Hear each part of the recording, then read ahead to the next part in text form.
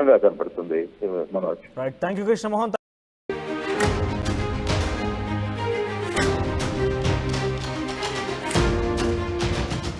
ఆంధ్రప్రదేశ్లో నూతనంగా ఏర్పాటైన చంద్రబాబు సర్కార్కి అక్కడ గత ప్రభుత్వంలో అధికారులు ఎవరైతే వైసీపీకి అంటకాగారో, కొంత టీడీపీని ఇబ్బందులు గురి చేసే ప్రయత్నం చేశారో, వైసీపీ ప్రభుత్వానికి చాలా అత్యంత సన్నిహితంగా పనిచేసినటువంటి అధికారులకి ప్రస్తుతం కొత్తగా ఏర్పడిన ప్రభుత్వానికి కొంత గ్యాప్ ఏర్పడుతూ కనబడుతోంది. సో ఇటీవల కాలంలోనే ముఖ్యమంత్రి పేషీలో ఆయన మొదటిగా బాధ్యతల స్వీకరణకు సంబంధించి వచ్చిన రోజు శ్రీలక్ష్మి అనే ఒక అధికారి ఎవరైతే ప్రస్తుతం స్పెషల్ సిఎస్గా ఉన్నారో మున్సిపల్ శాఖకు సంబంధించి, తాను బొక్కే ఇస్తున్నప్పటికీ చంద్రబాబు నిరాకరించారు. సో గతంలో ఆవిడ కొంత వైసీపీ ప్రభుత్వానికి చాలా అత్యంత సన్నిహితంగా మెలిగారు. వైసీపీ ప్రభుత్వంలో చాలా క్రియాశీలకంగా ఆ ప్రభుత్వంలో పనిచేశారు కూడా. సో ప్రస్తుతం చంద్రబాబు సర్కార్ కొంత ఆవిడను దూరంగా పెట్టినట్టుగానే కనబడుతోంది. దానికి సంబంధించి విజువల్స్ మీరు ఆర్టీ స్క్రీన్ మీద చూస్తున్నారు. బొకే తీసుకొని సీఎం లెఫ్ట్ సైడ్ బాక్స్ మీకు కనబడుతోంది. చంద్రబాబు గతంలో అంటే ఇటీవల కాలంలోనే ప్రమాణ స్వీకారం అయిపోయిన తర్వాత బాధ్యతల స్వీకరణోత్సవ కార్యక్రమంలో శ్రీలక్ష్మి బొకే ఇస్తుంటే నిరాకరించారు ఆయన.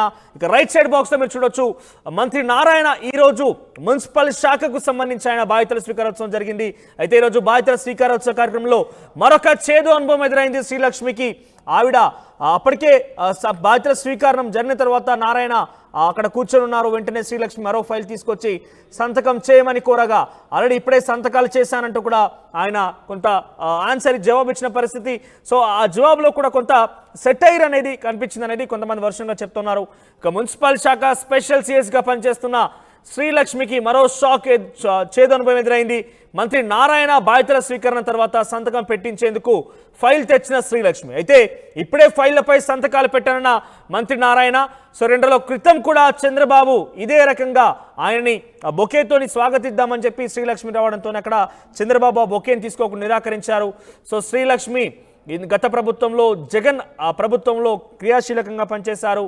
కొంత జగన్ ప్రభుత్వానికి జగన్ పార్టీకి ఆయన తీసుకున్న నిర్ణయాలు కూడా అనుకూలంగా చాలా పాజిటివ్గా గతంలో ఆయన పనిచేశారు. సో ప్రజెంట్ ఆవిడకి కొన్ని ఇంటర్నల్గా ఆదేశాలు కూడా జారీ అని తెలుస్తోంది. ప్రస్తుత ప్రభుత్వంలో తన సంతకాలు లేకుండానే జీవోలు జారీ చేయాలి, తన దగ్గర ఎటువంటి ఫైల్స్ వెళ్లకుండా నిలిపివేయాలి, అంత ప్రియారిటీ కూడా పెద్దగా ఇవ్వద్దు, ఎందుకంటే త్వరలో తనకు సంబంధించి స్థానచలనం కూడా కలగబోతోంది.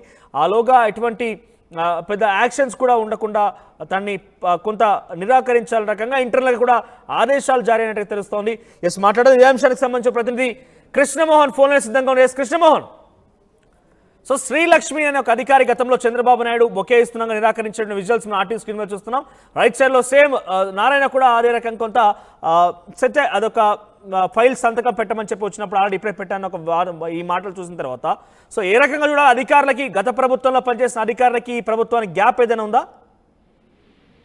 డెఫినెట్ గా కనబడుతుంది గ్యాప్. అంటే కూడా అధికారులు వ్యవహరించిన తీరు పట్ల తెలుగుదేశం ప్రభుత్వంలో ఉన్న మంత్రులు కావచ్చు, సాక్షాత్తు ముఖ్యమంత్రి చంద్రబాబు నాయుడు గారు కూడా ఈ వ్యవహారంలో కొంత సీరియస్ గానే ఉన్నట్టుగా అర్థమవుతుంది. ఇప్పుడు ముఖ్యమంత్రి సాక్షాత్తుగా శ్రీలక్ష్మిని ముందుగా కలవడానికి ఒప్పుకోలేదు. తర్వాత బాధ్యతలు అప్పగించడానికి వచ్చినప్పుడు ఆమె ఒక బొకే ఇవ్వడానికి సున్నితంగా నిరాకరించారు.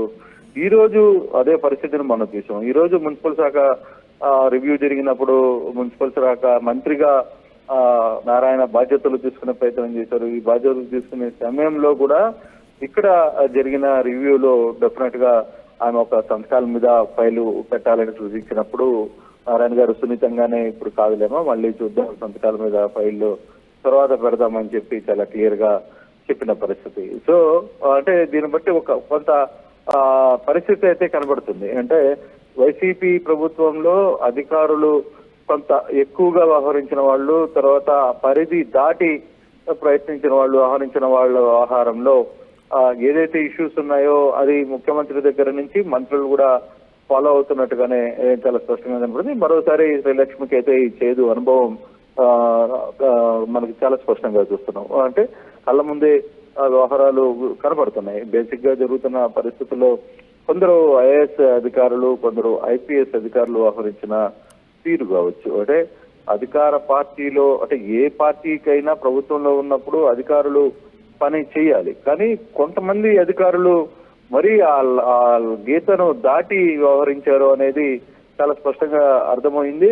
అదే వ్యవహారాన్ని చంద్రబాబు స్వయంగా ముఖ్యమంత్రి హోదాలో ఆయన రివ్యూ చేసినప్పుడు, ఐఏఎస్ ఐపీఎస్ అధికారులతో కూడా రివ్యూ చేసినప్పుడు ఆయన అదే విషయాన్ని చాలా క్లియర్ గా ఓపెన్ గా చెప్పేశారు.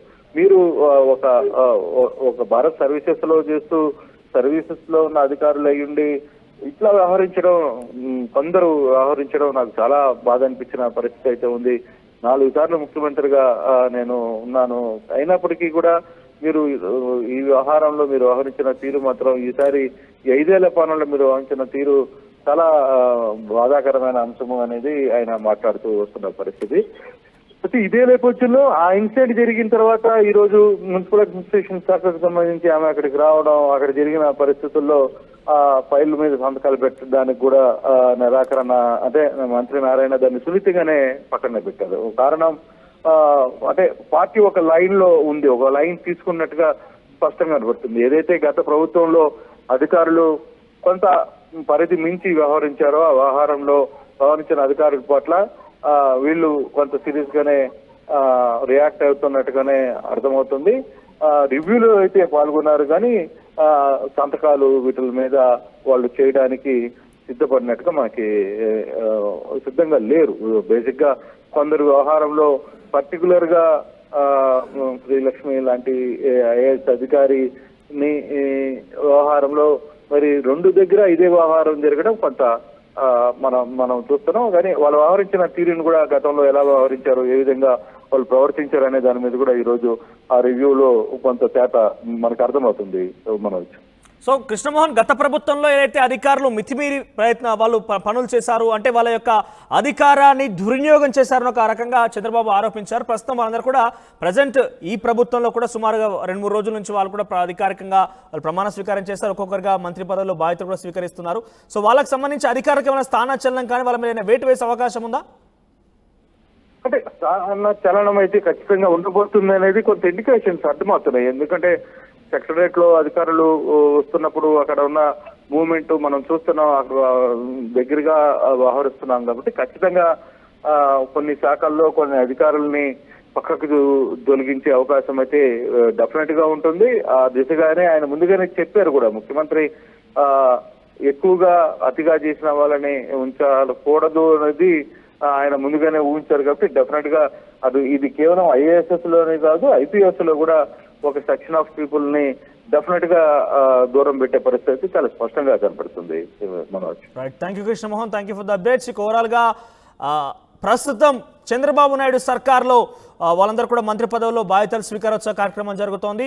అయితే అధికారులు గత ప్రభుత్వంలో ఎవరైతే మితిమీరి, అంటే వాళ్ళ యొక్క అధికార లిమిట్స్ దాటి కూడా కొంతమంది వివరించారు, అధికార దుర్వినియోగం కూడా జరిగిందంటూ చంద్రబాబు నాయుడు గతంలో ప్రతిపక్ష హోదాలో ఆయన అనేక మార్లు కొంత ఇబ్బందులు పడుతూ మాట్లాడారు, భావోద్వేగానికి కూడా. ఇన్ఫాక్ట్ ముఖ్యమంత్రిగా ఆయన ప్రమాణ స్వీకారం జరిగిన తర్వాత మొదటి రివ్యూలోనే ఆయన మాట్లాడిన పరిస్థితి, అధికారులు ఎవరైతే మితిమీరి వాళ్ళ అధికార దుర్వినియోగం చేశారో, మితిమీరి ప్రయత్నించారో, లిమిట్స్ క్రాస్ అయ్యారని కూడా కొంత సెటరేట్ చేసే